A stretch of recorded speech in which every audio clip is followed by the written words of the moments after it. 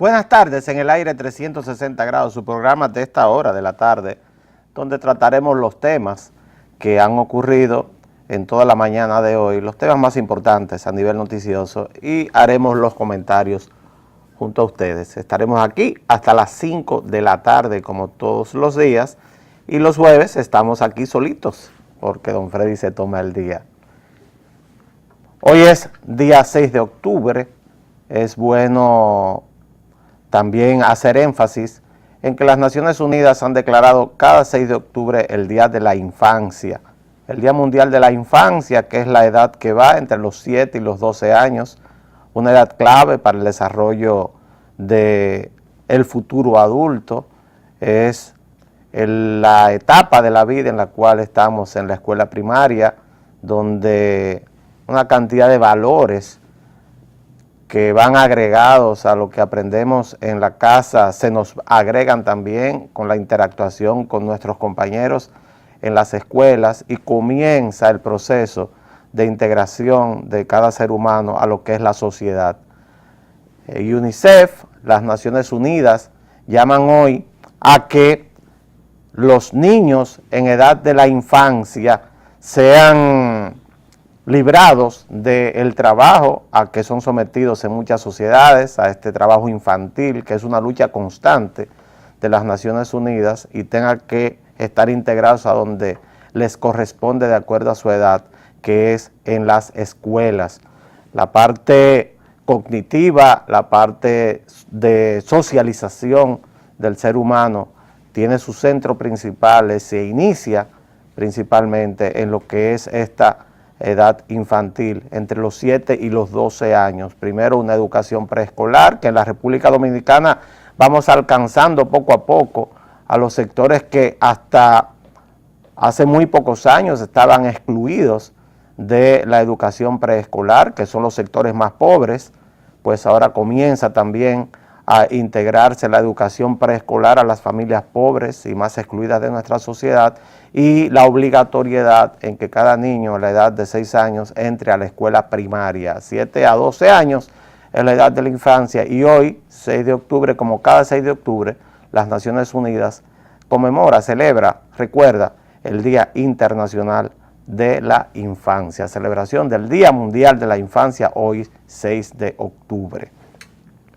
Bueno, y a nivel noticioso, hubo una alarma en el Aeropuerto Internacional de las Américas a media mañana de hoy, a mediodía de hoy, porque un avión pequeño que se dirigía a Antigua de la línea aérea dominicana Fly High, se dirigía a Antigua con 9 personas a bordo, más los 2 pilotos, es decir, 11 personas, sufrió un percance al decolar, al tomar vuelo desde la pista del Aeropuerto Internacional de las Américas. Los pilotos notaron que el tren de aterrizaje delantero no se retrajo cuando se fueron al aire. Tuvo que dar 3 horas de vueltas alrededor de la pista del Aeropuerto Internacional de las Américas para ponerse más liviano, poder descargar todo el combustible que tenía, consumir todo el combustible que tenía para el vuelo que acababa de iniciar, pero al final este avión aterrizó de forma segura en el Aeropuerto Internacional de las Américas y no hubo ningún tipo de situación que lamentar. Es decir, que todos los mecanismos de seguridad del Instituto Dominicano de Aviación Civil y del Departamento Aeroportuario, que son las 2 instituciones que trabajan en este tema, uno en el tema del aire, de todo lo que está en el aire, que son los aviones, y el otro en los aeropuertos, pues esta coordinación se produjo y no hubo ninguna tragedia que lamentar, a pesar de que hubo una alarma de varias horas y estuvimos dando seguimiento a esta noticia hasta que el avión tomó tierra a salvo. Así que es una buena noticia que no haya ocurrido nada. También tenemos las noticias del huracán Matthew, que en este momento está frente a las costas de la Florida. Para los que están preocupados por el tema, pues en la ciudad de Miami, según información directa que tenemos no está ni lloviendo en este momento, lloverá, nos imaginamos. Ya pasó el huracán Matthew frente a la ciudad de Miami, al condado de Dade. En este momento está frente a lo que es West Palm Beach, siempre en el océano Atlántico, porque después que el huracán Matthew llevaba esta ruta que parecía irse directamente para entrar por la parte de North Miami, es decir, por la parte más al norte de Miami o cerca de Fort Lauderdale, pues ha quedado girando un poco más hacia el este y aparentemente Miami se ha librado de la peor parte de este huracán, aunque se esperan vientos durante lo que resta de la tarde y la noche de hoy y lluvia, pero la parte más peligrosa de un huracán categoría 4 se dirige más hacia el norte. Hace unos minutos estuvimos mirando la rueda de prensa del gobernador de la provincia del estado de la Florida desde San Agustín, que desde ahí está dirigiendo todo lo que son las operaciones de emergencia del estado y planteaba que tocará tierra en el estado de la Florida, pero mucho más al norte, un poco más al norte de la conocida ciudad de Orlando, donde están las atracciones turísticas, donde va mucha gente, millones de personas, y estarán cerradas desde la tarde de hoy y todo el día de mañana. Walt Disney World, Universal Studios, etcétera, todo estará cerrado en la ciudad de Orlando porque aparentemente los vientos más fuertes del huracán Matthew se sentirán hacia el norte del estado de la Florida y la parte más al sur, que es donde está el condado de Dade, la ciudad de Miami y sus alrededores, el condado de Broward, donde también residen muchos dominicanos, pues esta parte del sur de la Florida aparentemente va a recibir vientos, va a tener daños, pero no los daños que se esperaban con un impacto directo. Hasta esta región, por ejemplo la ciudad de Miami, viven más de 6 millones de personas, es decir, que lo que ocurrió con el huracán Wilma en el 2005 no va a ocurrir en esta ocasión. De todos modos, hay mucha expectativa en la prensa internacional, sobre todo en los canales de noticias norteamericanos sobre este tema, pero para los dominicanos, los que vivimos aquí, que muchos de nosotros tenemos familiares en esta parte de los Estados Unidos, bueno, hay cierto ánimo de tranquilidad en este momento porque ya pasó frente a la ciudad de Miami el ojo del huracán, quedan las bandas nubosas, que la lluvia, queda parte del viento, pero no la parte más destructora. Donde sí ha habido una gran destrucción y poco a poco, a medida que van ingresando a los lugares a donde se produjo el impacto del huracán Matthew en el Caribe, es en Haití. La cifra de muertos ya está ubicada en 108 muertos. Lo que se plantea por las autoridades haitianas es que, y ya esto fue reportado a los organismos de ayuda de las Naciones Unidas, es que necesitarán ayuda humanitaria para alrededor de 350,000 personas. Aparentemente toda la infraestructura del sur de Haití, la escasa infraestructura y endeble infraestructura que existía en esta parte de Haití, fue destruida por Matthew. Las fotos y los videos que ya se están enviando a través de los corresponsales de prensa que han podido ingresar a esta parte del sur de Haití, porque lo que ocurre es que todas las líneas de teléfonos celulares se han caído en el sur de Haití. Recuerde que el huracán pasó por, si ponemos la isla como si fuera hacia el oeste, como si fuera aquí hay una mosca invitada que no sabemos qué la invitó al set, pero está aquí, por eso estamos quitándonos de la cara. Pues como si fuera un cangrejo y tiene dos patas, por la pata que está más al sur fue que tocó tierra el huracán Matthew. Y en esta parte que es el sur de Haití, aparentemente ha habido una destrucción total. Se han contado ya 108 muertos. La cifra de muertos varía de una agencia internacional a otra. unos ya hablan de 133 muertos en total, incluyendo los muertos en la República Dominicana, que fueron 4, más los muertos en Haití, más muertos también en Cuba. Pero no hay dudas de que lo que viene a Haití en este momento es una crisis humanitaria solo comparable con lo que ocurrió después del terremoto, de lo cual todavía no se ha repuesto la República de Haití. Ya las elecciones fueron suspendidas, las elecciones que estaban programadas para el próximo domingo 9 de octubre, y ahora las autoridades haitianas y los organismos de defensa a nivel internacional, muchas ONG internacionales ya están viajando y enviando su personal hacia Haití, como UNICEF, por ejemplo, que habla de que podría haber una gran crisis alimenticia para los que son los niños en esta parte del sur de Haití. Se han caído una gran cantidad de puentes, muchas iglesias que servían de refugios han perdido sus techos y mucha gente, por la falta de comunicación en una cantidad de comunidades dispersas que están en esta parte de Haití, pues fueron impactadas y todavía no se conoce lo que han sido los efectos causados por Matthew en Haití.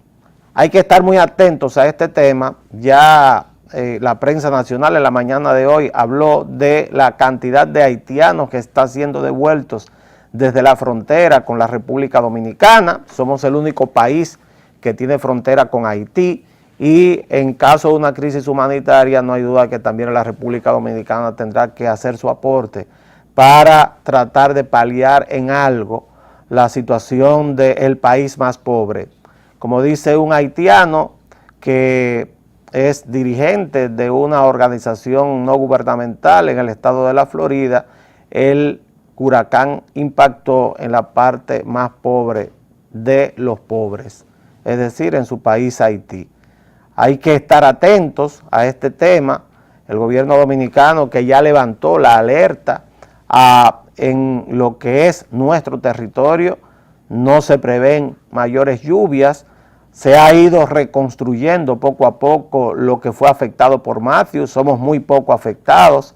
El puente sobre el arroyo Yaguasa, que mostramos ayer, que su parte central se cayó a partir de la crecida de este arroyo, pues ya fue reparado en la comunidad de los Guaricanos, y la República Dominicana prácticamente se salvó del impacto que podría haberle causado este huracán.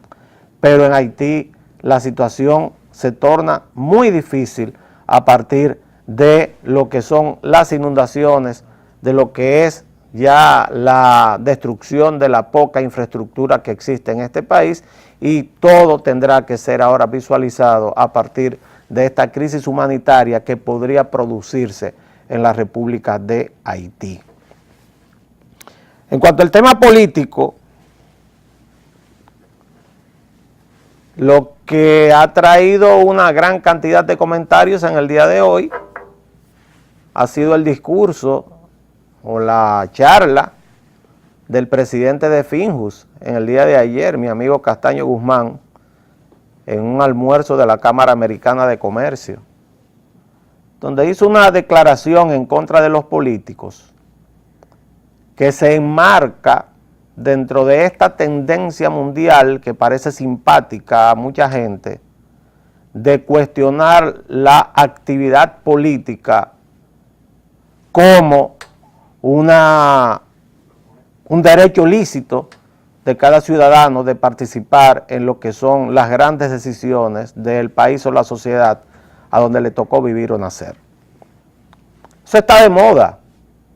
Y como aquí todo lo que se pone de moda encuentra eco, pues mi amigo Castaño Guzmán, creo que sin profundizar en el análisis, plantea que los políticos han sido una retranca y son una retranca para el desarrollo del país. Y eso, a mi juicio, yo que he sido dirigente político y soy dirigente político de más de 30 años, es un juicio inaceptable, porque miente. Es todo lo contrario. Es todo lo contrario. Si algo tiene la República Dominicana como aval principal, es una clase política que ha contribuido al desarrollo de este país y sigue contribuyendo al desarrollo de este país. Es más, la misma declaración de Castaño Guzmán y la misma crítica de personas como él, porque no es solamente él, es un grupo de personas, en contra de la clase política, es un logro de nosotros los políticos, porque le estamos dando la oportunidad de que critiquen. Hay sistemas donde no tienen ni siquiera esa oportunidad, de que si criticaran el régimen imperante, sufrieran consecuencias. El derecho a la palabra se lo hemos dado nosotros, los que hemos activado en política durante tantos años. El derecho a la crítica se lo damos nosotros. No se lo ganan ellos con una acción propia. Se lo hemos entregado nosotros, el derecho a la crítica, y ese es un aval para los políticos, sobre todo los políticos dominicanos. Porque no hay dudas de que si la República Dominicana en el día de hoy se plantea como una nación en vías de desarrollo, con tasas de crecimiento de su Producto Interno Bruto importante y con muestras de adquisición de riqueza de una gran parte de su población, de mucha de su población, a través de lo que se ve. Porque estamos hablando de una sociedad que ha cambiado en manos de un sistema democrático que está todavía en pañales, si se quiere, con muchísimos problemas, pero que ha sido efectivo.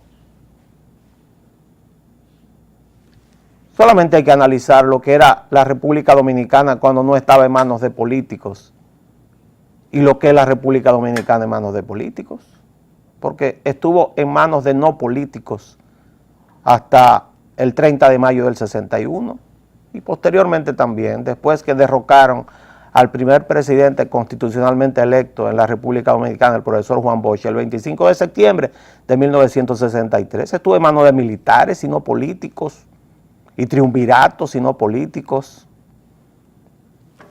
y 3 gobiernos de un político de los pies a la cabeza desde que nació, que se llamó Joaquín Balaguer, del 66 al 78.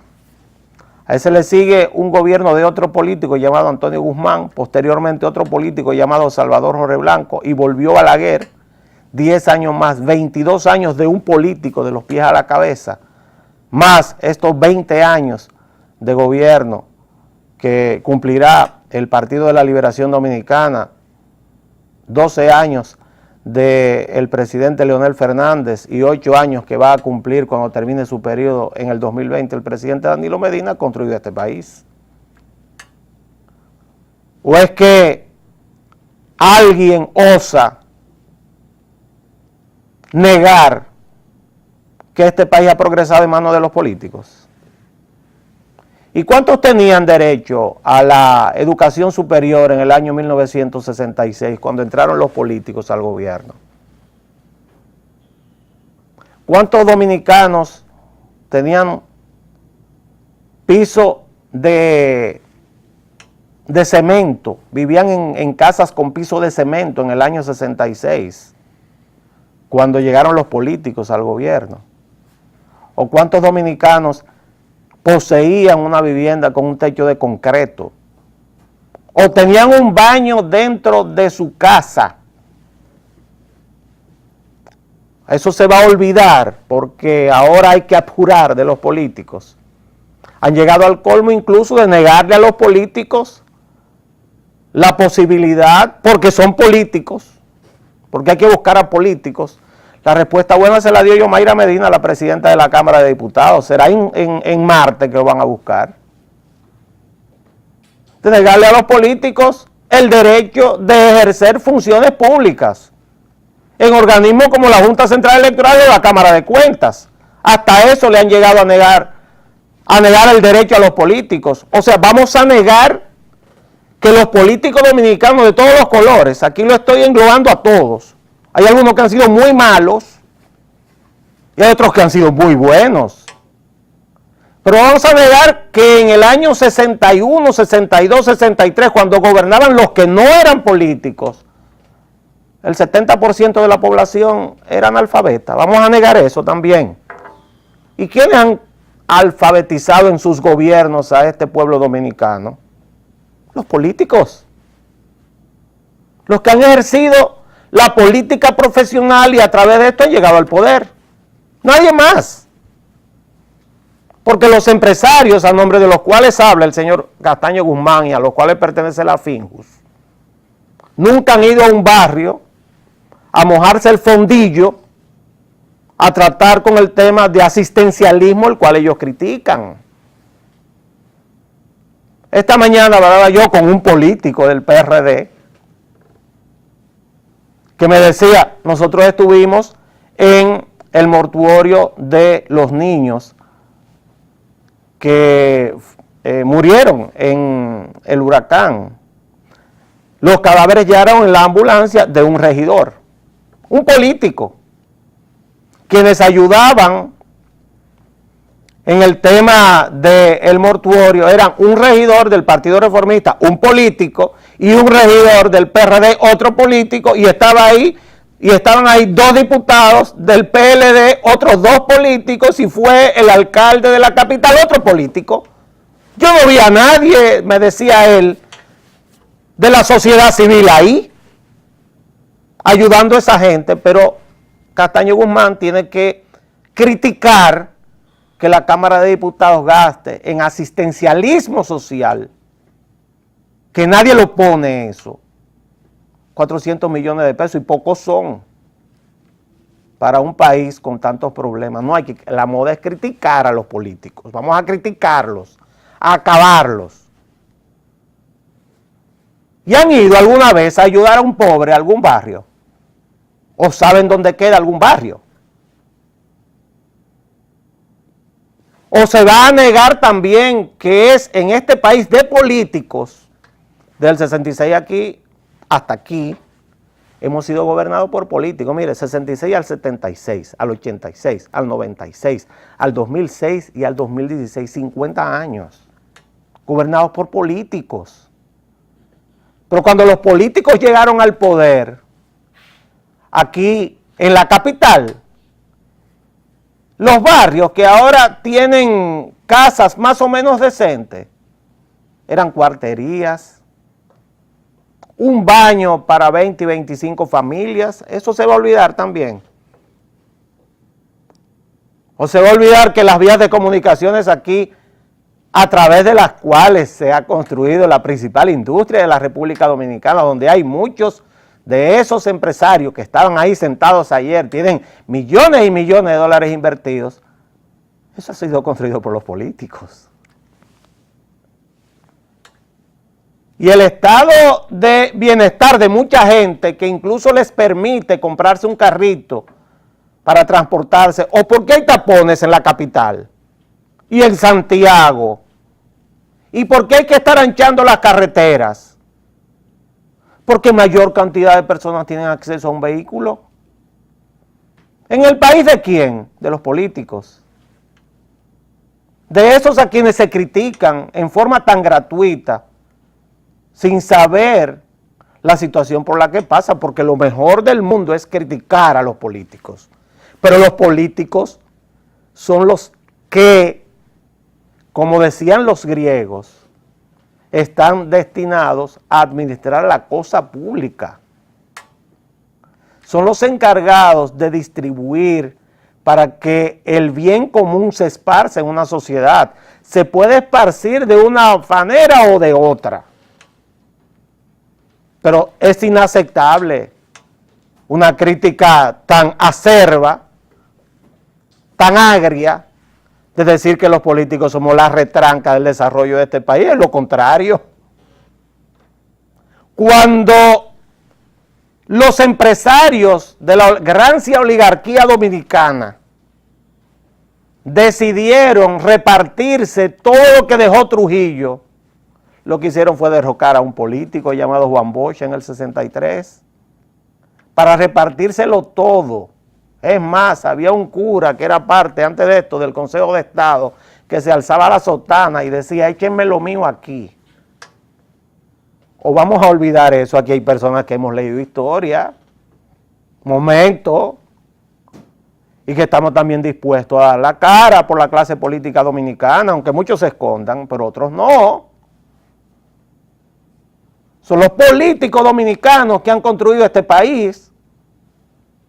Primero Bosch y Balaguer, uno en gobierno y otro oposición, y posteriormente Bosch, Balaguer y Peña Gómez, y después los que han ejercido el poder, Leonel Fernández, Danilo Medina. ¿Saben por qué no menciono a Hipólito Mejía?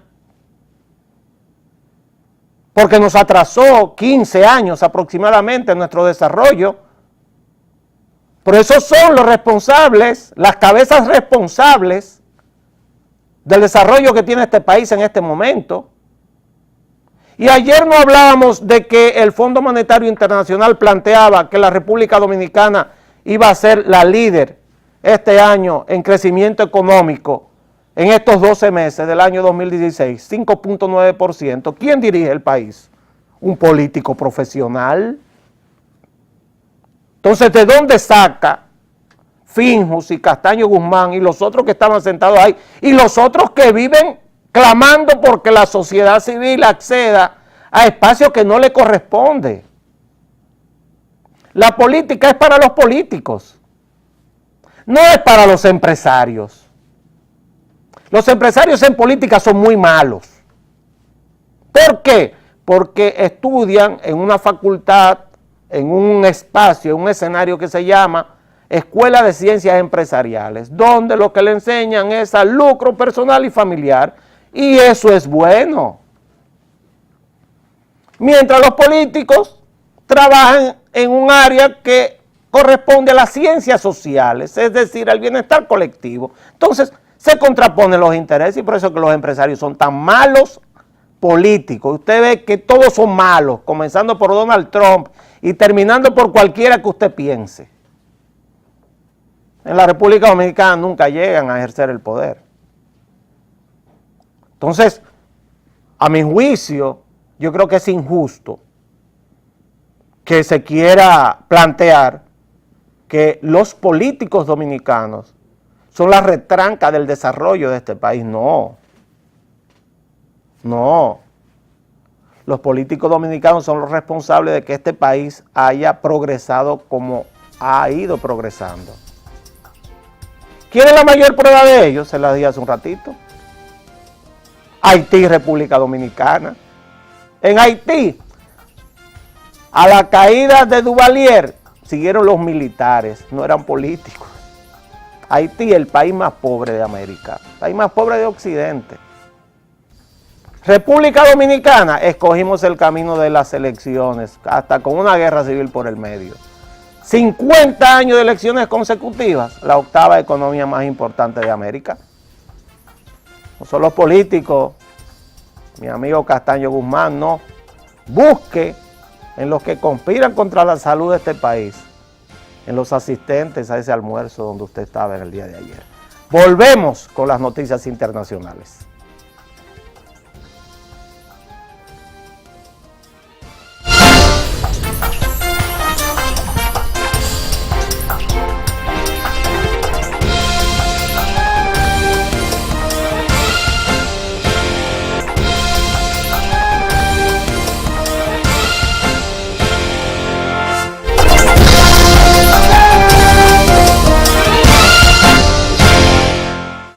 Bueno, y como nosotros tenemos tantos amigos, hay un amigo empresario que me escribe y me dice, no todos los empresarios somos iguales. Y yo digo, no todos los políticos somos iguales tampoco. Yo creo que un país progresa a partir de esa asociación entre el esfuerzo de la empresa privada y la creación de un clima de negocios saludable con seguridad jurídica por parte de la clase política. Ahí es que está el secreto de por qué el mundo ha progresado más en los últimos 200 años que en los primeros 25.000 años de la existencia del ser humano sobre este planeta, en esa asociación entre el capital privado y lo que es el interés público. Así que estoy totalmente de acuerdo con el amigo empresario que nos escribe. Mientras tanto, hay otro empresario que es candidato a la presidencia en los Estados Unidos, Donald Trump, quien ya con miras a lo que es el segundo debate para la presidencia, que se va a efectuar el próximo domingo, pues hoy, haciendo campaña en el estado de Nevada,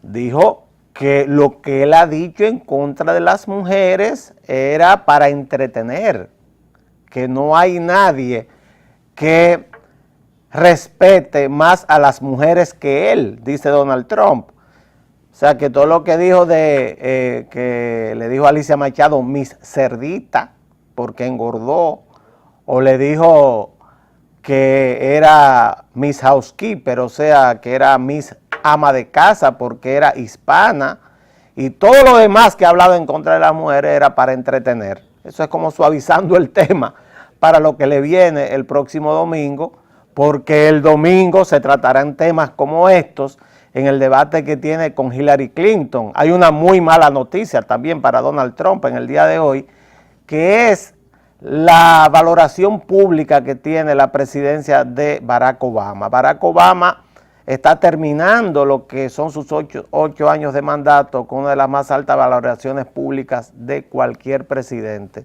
En este momento, medido al día de hoy, fue publicado que tiene un 55% de aprobación pública, de valoración pública en un país tan complejo como los Estados Unidos, pues no hay duda de que esto ayudará muchísimo a lo que debe ser un buen desempeño de la candidata del Partido Demócrata, Hillary Clinton, que tiene serios problemas de credibilidad, pero ha sido empujada por dos fuerzas muy importantes. En primer lugar, el buen gobierno que ha hecho el presidente Barack Obama, sobre todo para los grupos más excluidos de la sociedad norteamericana, y las declaraciones de Donald Trump, que ha volcado a su favor a grupos sin los cuales es casi imposible en este momento ganar elecciones en el país del norte.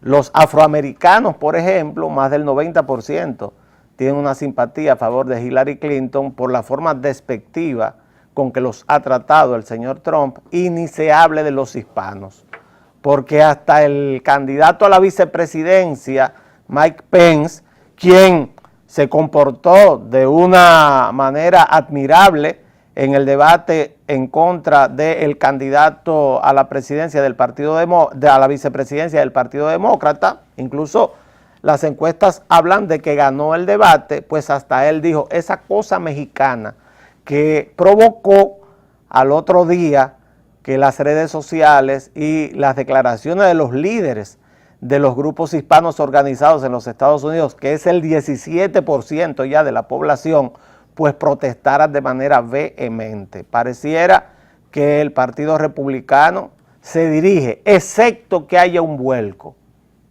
a partir de los dos debates que quedan, hacia una derrota contundente en las próximas elecciones. Es más, ya se habla de que lo que se está tratando de proteger es la mayoría que tienen los republicanos en el Senado de los Estados Unidos, que podría perderla si alguno de esos llamados swing states cambia de bando a partir de la caída estrepitosa de los candidatos empujados hacia abajo por a uno que no es político precisamente.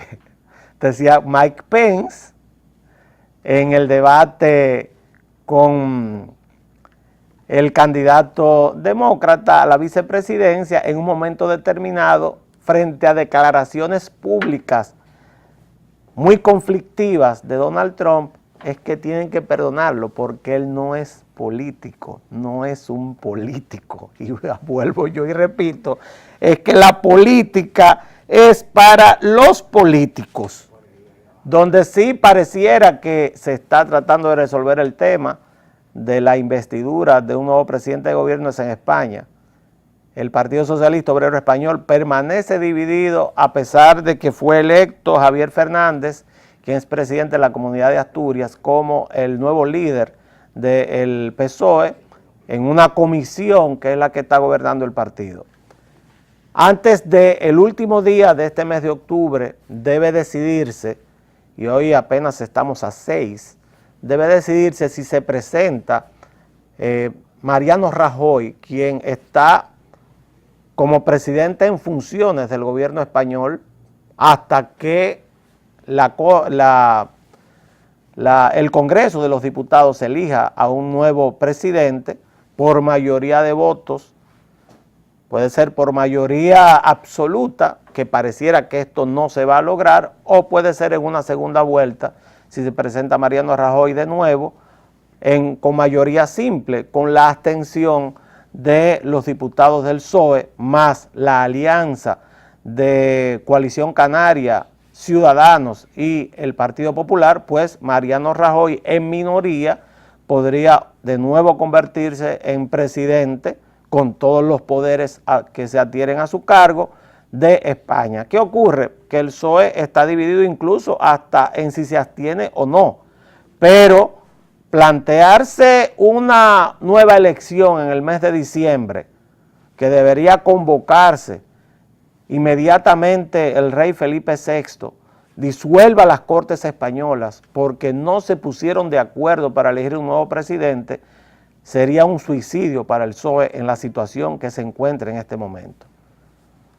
Podría incluso producirse un tema en el cual el PSOE, dividido como está, una parte de ellos sean los que se abstengan y Mariano Rajoy podría conseguir el voto mayoritario en una segunda vuelta de los diputados presentes, pero el problema es que ahora el Partido Popular, al ver la debilidad institucional en la cual está inmerso el Partido Socialista Obrero Español, ahora exige que no solamente apoyen un gobierno de minoría, sino que haya una serie de compromisos en el programa de gobierno que debe aplicar el Partido Popular en el próximo periodo gubernamental de 4 años, para el cual sería electo Mariano Rajoy en una reunión de los diputados, del Congreso de los Diputados en España.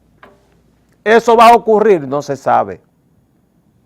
Lo cierto es que el Partido Socialista Obrero Español poco a poco está siendo sustituido como la fuerza de oposición en la política española por los radicales y apolíticos de Podemos, que ahora emergen como la segunda fuerza importante en España, sustituyendo al partido tradicional de las izquierdas españolas. Todo esto en un escenario en el cual la economía española comenzaba a repuntar, después de haber tomado una serie de medidas muy impopulares, muchas de ellas, como todos los recortes sociales que tiene que tomarse a partir de los déficits continuos que tenía el presupuesto del gobierno español, pues se plantea que para este año España crezca un 3.5%, cosa que no hacía desde hace alrededor de 6 años, y la tasa de desempleo, la tasa de paro comienza a bajar por regiones en España poco a poco, para tratar de asemejarse a algunos de los países que ya han salido o están saliendo de la crisis en el resto de las 28 naciones de la Unión Europea. La inestabilidad política, porque, repito, los países necesitan estabilidad política y seguridad jurídica, tranquilidad social para que haya inversión. Entonces, la inestabilidad política, este cuestionamiento de qué va a ocurrir con un país que desde el mes de diciembre del pasado año no tiene un gobierno estable, que es lo que ha ocurrido en España, está provocando ya un freno a lo que es la inversión a nivel privado y lo que es esta tasa de recuperación que estaba logrando España. Para que se vea con un ejemplo palpable y actual el maridaje, la necesidad, es una necesidad mutua que tiene el país político del país empresarial y el país jurídico para conseguir que una democracia funcione. Pues en España, la caída de uno de los partidos tradicionales, que es el PSOE, porque ese es el partido tradicional que siempre le hizo frente a la derecha española, pues está provocando un espacio de inestabilidad que podría dar al traste con la recuperación económica de España. No hay dudas de que, volviendo al patio y para terminar el tema, este espacio de desarrollo que se ha creado en la República Dominicana está enmarcado en dos grupos que son sumamente responsables. Los políticos que han ejercido el poder y esos empresarios que nunca han pertenecido a ninguna asociación, pero que aportan con su esfuerzo y su trabajo una cantidad de empleos y dinero para que este país pueda seguir funcionando y caminar hacia el desarrollo. Ustedes y yo nos veremos el día de mañana. Hasta aquí 360 grados.